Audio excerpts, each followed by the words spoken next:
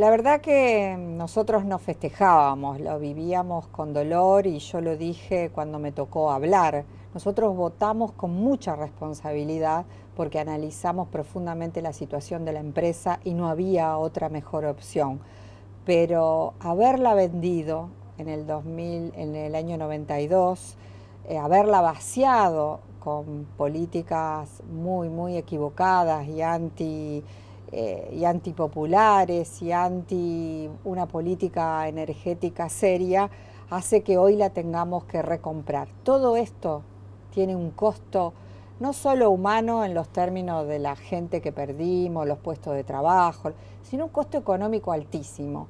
Y no tenga duda que ese costo económico lo pagan los sectores de menores ingresos. Ahora, diputada, yo en eso, permítame disentir, porque Sí. ustedes con el Partido Socialista, el Partido Radical, el Partido Centenario, lo mismo el socialismo, vienen diciendo desde siempre que YPF es una empresa de bandera, era el mascarón de proa, la que cotizaba en las bolsas más importantes del mundo, Frankfurt, cotizaba en la bolsa de New York. Digo, de alguna manera era la joya del abuelo de la Así corona.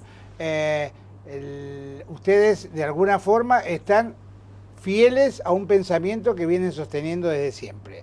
Pero de alguna manera yo adhiero que ustedes sean leales a este pensamiento y hayan apoyado, pero con mucho disenso, digo, ¿cómo se entiende discursos que de alguna manera reclaman la nacionalidad, pero cuestionan la forma, cuestionan el vaciamiento producido por Repsol en manos de los españoles, pero connivencia también del poder oficial, que era quien tenía que cuidar, no lo cuidó, firmó los avales en cada uno de los, ¿cómo se llama? Lo que se hace anualmente, los balances, Sí. y de alguna manera, hoy el que estaba cuidando los intereses desde la expropiación hasta hoy, es el ministro debido, que me parece que alguna responsabilidad tienen que tener en común. Yo creo que toda, Carlos. Y nosotros cuando tomamos decisiones, y digo nosotros, la dirigencia política, en términos de que nuestras decisiones impactan en el Estado. Y el Estado, cuando nosotros tomamos una decisión, es a favor o en contra de la gente. Nosotros tenemos que hacer un análisis objetivo de la mejor opción y decirle a la gente la verdad, porque el poder lo tiene la gente cuando decide el voto. La gente decide cómo quiere que le manejen un Estado. En Rosario ya decidieron. En Rosario los ciudadanos rosarinos no aceptan la corrupción. Acá en Rosario hay un piso que cualquier sospechado de corrupción no tiene posibilidad de manejar ninguna cosa pública. En Santa Fe, creo que en la provincia de Santa Fe, eso también está siendo fuertemente aceptado por la sociedad. Nosotros tenemos que decirle eso a la gente. Esa es la lógica. La lógica es que nadie llega a la función pública para robar. Bueno, muy bien, eso pero... sería, la excepción sería eso. Bueno, eso es lo que pasa en Japón cuando vemos que alguien se suicida porque está sospechado y se hace el harakiri. Acá nos quedaríamos a céfalo, Carlos, ¿no? acá este la país. gente, no nos olvidemos que dicen roba pero hacen. No nos olvidemos de la década de los 90, cuando Menem vuelve a ganar las elecciones a pesar de todo lo que se sabía. Y ahora, bueno, hay enormes denuncias de corrupción, una justicia que no actúa. La gente lo reconoce, pero a la hora de votar el año pasado tuvimos un 54%. Eso da un aval para tomar decisiones. Nosotros como oposición hablamos con la sociedad. Ayer le decíamos a la sociedad, no hay mejor opción que estatizar el 51% de las acciones de YPF. Pero con nuestro voto nosotros no estamos avalando todo el resto. ¿No se pudo ir sobre el grupo Petersen? La verdad que el Congreso de la Nación no tiene información seria, confiable y disponible para saber qué pasaba con las acciones del grupo Pero eso Petersen. es grave en un país que tiene un sistema representativo republicano y federal. Digo, la república habla de la división de poderes, y si un poder tan importante como es el que hace la ley carece de información, no estamos hablando de un país democrático en su totalidad. Así es. Hay una gran... Está muy impregnado por un gobierno autoritario, digo, casi detentando hoy la suma del poder público, cuando se toman medidas que a veces no son ni constitucionales. Así es, nosotros decimos que la Argentina no tiene ningún problema económico, la Argentina tiene una crisis política e institucional terrible. Miren, nos están hablando de reformar la Constitución, Sí. porque eso ya está hablando. Diana Conti fue la primera vocera, ¿no? Bueno, nosotros decimos, cuando cumplan con esta, porque ese nefasto pacto de Olivos del 95 que nos dijeron que se iba a temperar la potestad de los presidentes en favor del primer ministro o del jefe de gabinete, el jefe de gabinete no vino jamás al Parlamento a dar las explicaciones.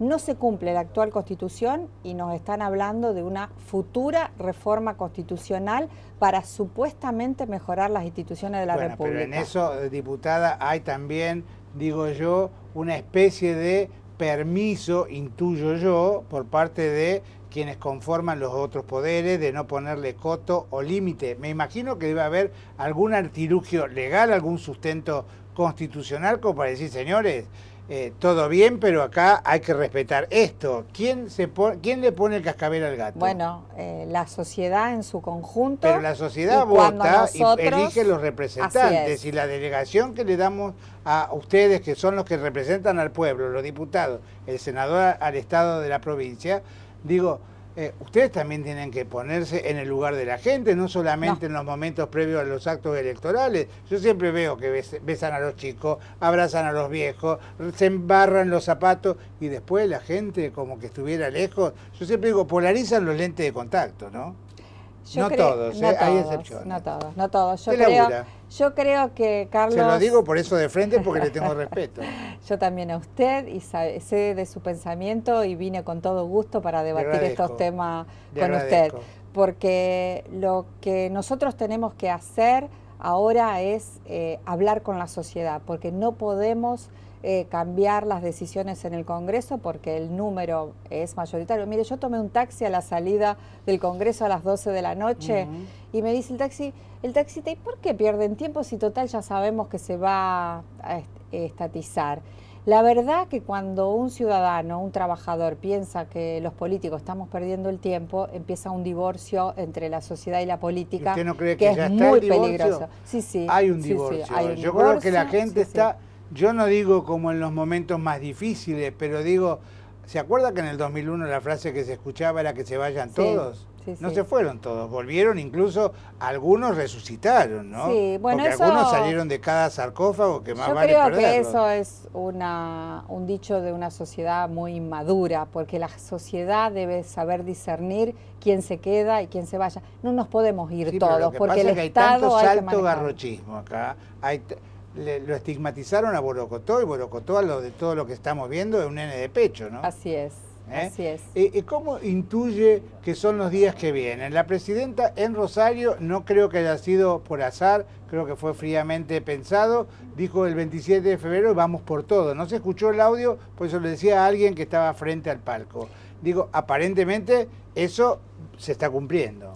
Lo que nosotros le garantizamos a la gente es que no nos vamos a sumar a ninguna aventura de la reforma de la Constitución. Nosotros tuvimos Partido Socialista, un congreso ordinario, y el Partido Socialista votó con congresales de todo el país estar en contra de una reforma constitucional. No hay ningún motivo que nos lleve a hacer, ni siquiera a pensar que la Argentina se beneficiaría en un debate, en una reforma constitucional. Nosotros aspiramos el año que viene a hacer una campaña electoral en todo el país para lograr quebrar esta mayoría absoluta en el Parlamento de la Nación que obligue al oficialismo a dialogar con la oposición.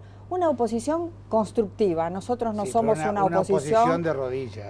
Pero no queremos tener estas mayorías absolutas que impiden cualquier debate en el Congreso. Pero, diputada, una oposición que dilapidó lo que obtuvo en el 2009, que malgastó la credibilidad de un pueblo, que no supo hacer consenso, que son todos pavos reales y no se sienta nadie en una mesa a dialogar. Yo no digo el pacto de la Moncloa, pero digo, lo que nos diferencia con los animales es el raciocinio y el poder hablar, y nos manejamos como si no tuviéramos esa posibilidad.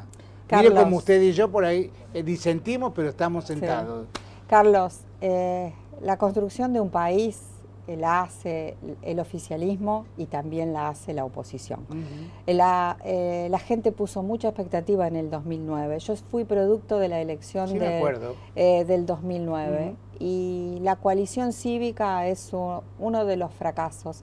La alianza del 99, la coalición cívica con casi 5 millones de votos, el Grupo A en el Congreso de la Nación, creo que tenemos que hacer el mea culpa, reconocer eso y tener la grandeza política de ver esa historia. Por eso Hermes Wiener con el Frente Amplio Progresista, de nuevo la sociedad depositó muchos votos atrás de esa esperanza que significa Hermes Wiener y esta ciudad de Rosario como modelo, porque cuando Hermes camina por las calles de Buenos Aires, camina con esa